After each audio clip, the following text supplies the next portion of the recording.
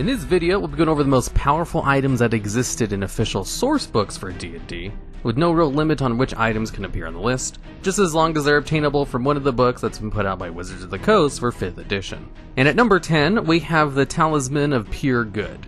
This is a legendary item which requires attunement by a good creature, and has the ability to instantly kill an evil-aligned creature on a pretty high dex save, where the target must succeed a DC 20 dexterity saving throw or else instantly die and be destroyed, leaving no remains, as a fissure opens up and eats them up. Although if they are a flying creature, this has no effect on them. Now, being able to instantly kill a creature is pretty good, especially since the DC check is actually pretty high. So there's a good chance you'll actually succeed on this. And since most bad guys you'll be using this against will probably be evil aligned, you have a wide range of options to use it on. Although the talisman only has 7 charges, and if you use all of them then the talisman destroys itself. So really, you only get 6 tries before it goes away, but that's still very generous. In addition, it has 2 other effects. One of them allows to deal damage if it touches a non-good creature, where a neutral creature will take 66 radiant damage, and an evil creature takes 8d6. And if you are a cleric or paladin, the talisman can be used as a holy symbol, and gives them an additional +2 to their spell attack rolls, essentially acting as a +2 wand of the war mage. So these 2 extra effects are alright. It's really the ability to instantly kill something that makes it on this list. There's also one for evil creatures called the Talisman of Ultimate Evil, which basically has the same effects except reversed, where it allows you to instantly kill good creatures. And at number 9, we have the Cloak of Invisibility. This is a legendary item from Waterdeep Dragon Heist, which has the effect to turn you invisible for up to 2 hours. The invisibility granted by this cloak does not break on damage or by doing damage, so it will give you advantage on all of your attacks if you're performing attack rolls, in addition to all the other super useful features of being invisible, like sneaking around places and stealing things. Really, what's so good about this cloak is the fact that you can kind of use up its 2-hour duration however you want in whichever amount of chunks you want. Because you see, it doesn't just last for 2 hours when you use it. You get 2 hours of use per day. And you can choose to use up the cloak in increments of 1 minute by using an action to pull up or down its hood. So you could just use this right before a battle and only use up 1 minute of it per fight, which essentially means you have invisibility for every single fight you participate in without having to use a spell. And if you're able to do it before combat begins, without using an action either. There's a reason this is the most sought after item in Adventures League. It's incredibly useful in all kinds of situations, including in combat, as it gives you the ever important invisibility condition. And at number 8, we have the Orb of Dragonkind. This is an artifact level item, which generally means it's going to be very strong. So in addition to the artifact benefits you get, as it gives you 2 minor beneficial properties, it has the ability called Dragon's Call, which states you can send out a telepathic command in all directions for 40 miles, and evil dragons in range feel compelled to come to the orb as soon as possible. But they might be hostile towards you for compelling them against their will. And you can only use this feature once per hour. Now, here's the thing with this one ability. If used in the correct location, you could essentially destroy an entire city with this item, as bringing a group of pissed off evil dragons to a city is going to cause all kinds of problems, and will definitely result in fights breaking out, even if you can't directly control the dragons and can only call them in.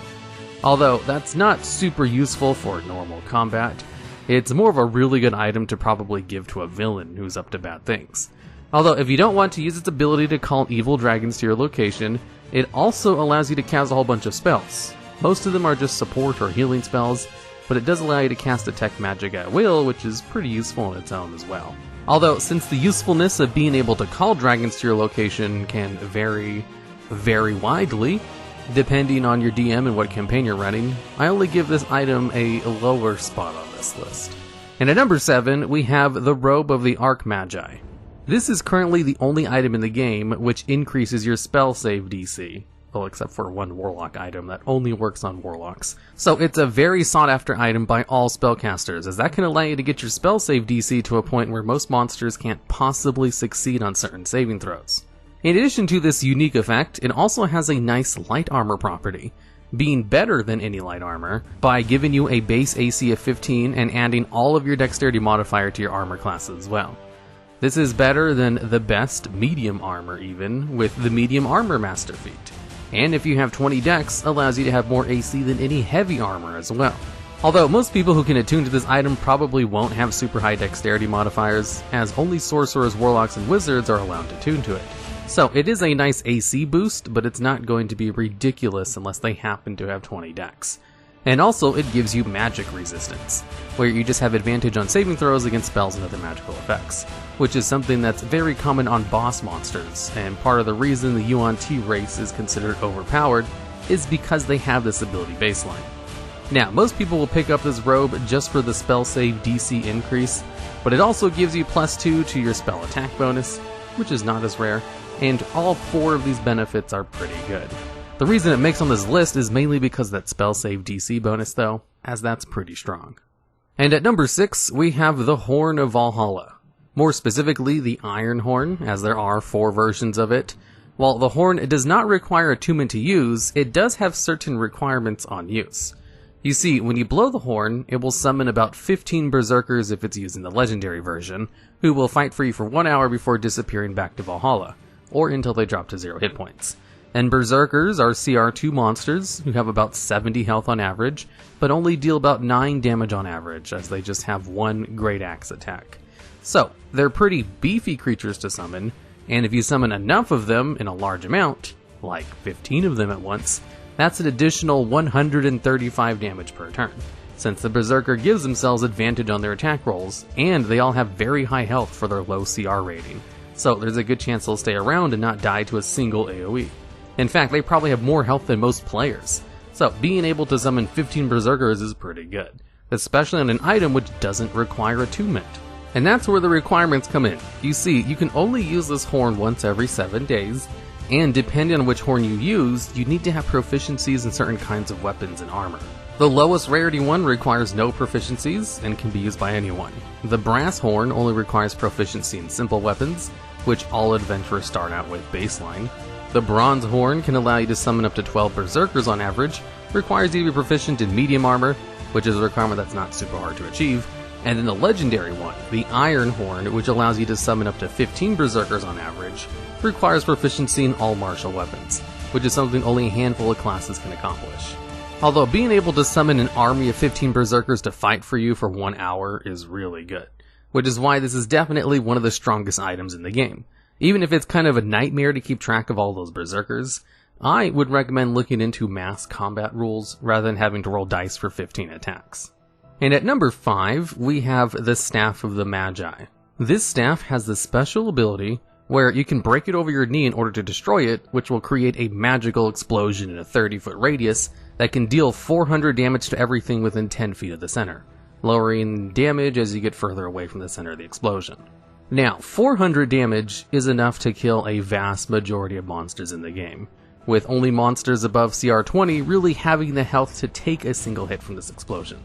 Although you do have to destroy a legendary item in order to gain this damage for a single round, but if you just use it against the end boss of your campaign, that doesn't really matter.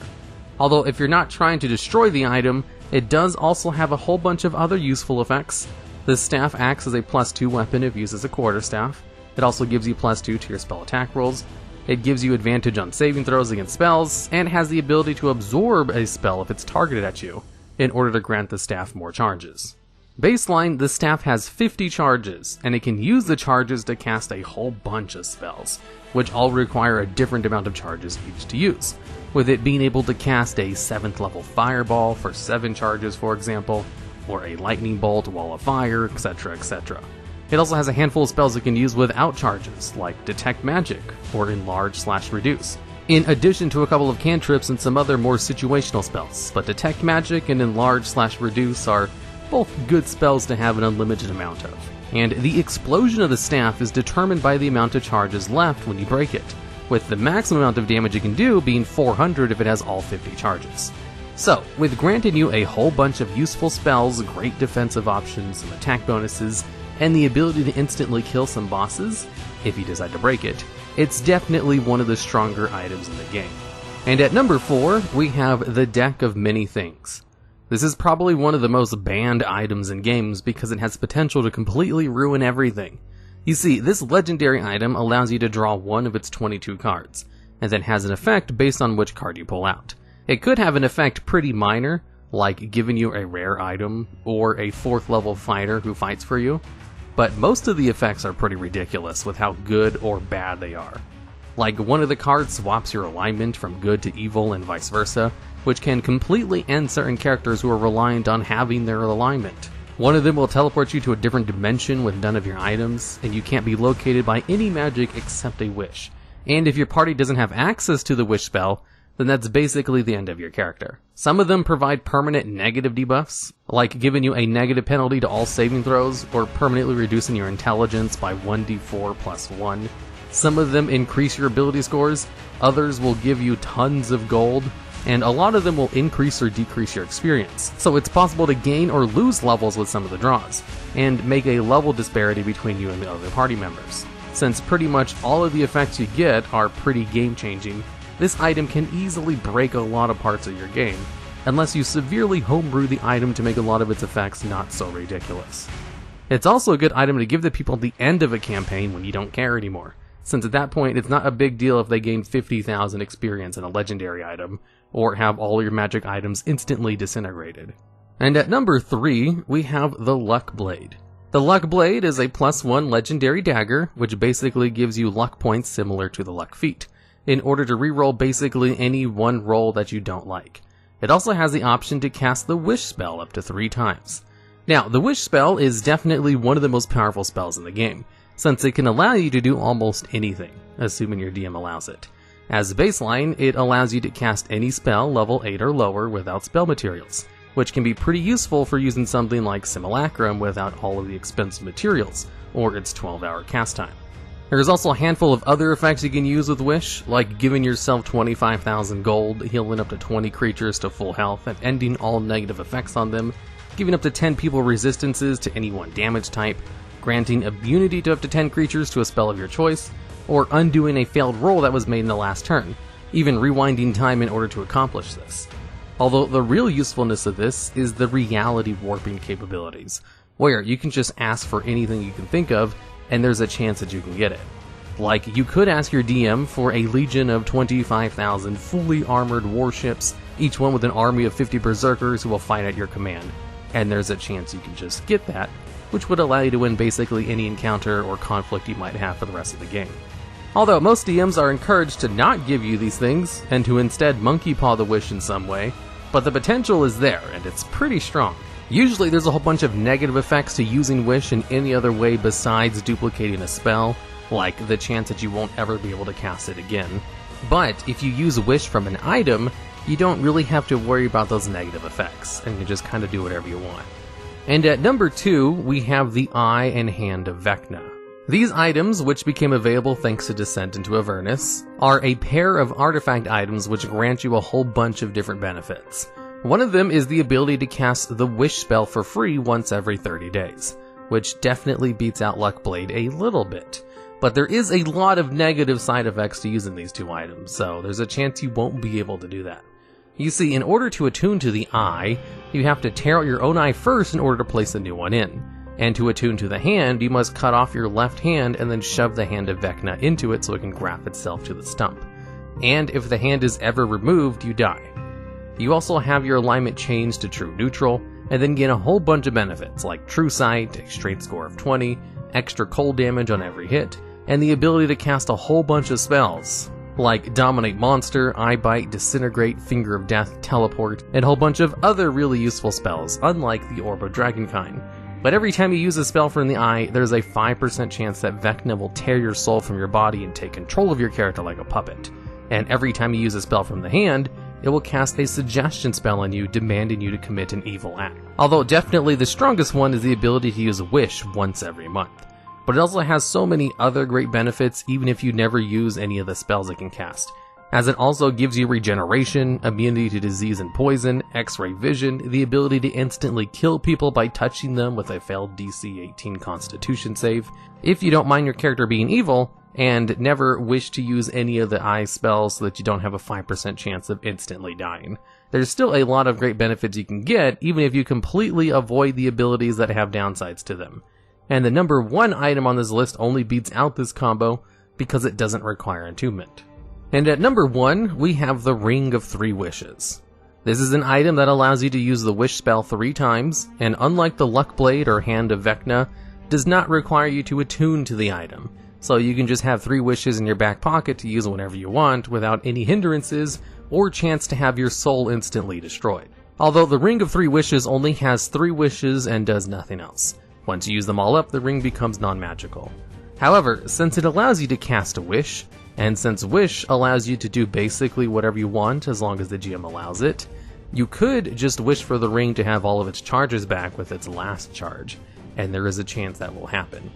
The chance is entirely decided by the DM though, and they can just tell you no, but it is absolutely something you're allowed to do, so you could just use 2 wishes like normal, and then use the last 3rd wish to just wish for 3 more wishes, and have an infinite amount of wishes, and maybe use 2 of those wishes for 25,000 gold each and just become super rich.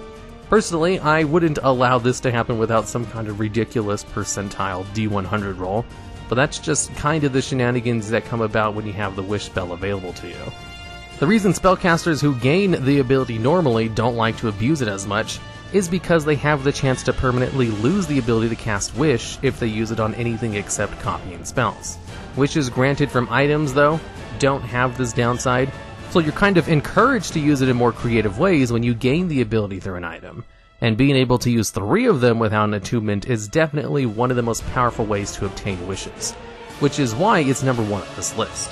Honestly, the Hand of Vecna has a lot of other benefits in addition to 1 wish per month, but there's also a whole bunch of downsides to it, so I thought the non-attunement wish item was probably a little bit more useful and powerful.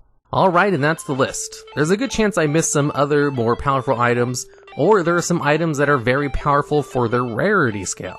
If you know of any other powerful items like this, I'd love to hear about them down in the comments, as well as ideas for future videos just like this one.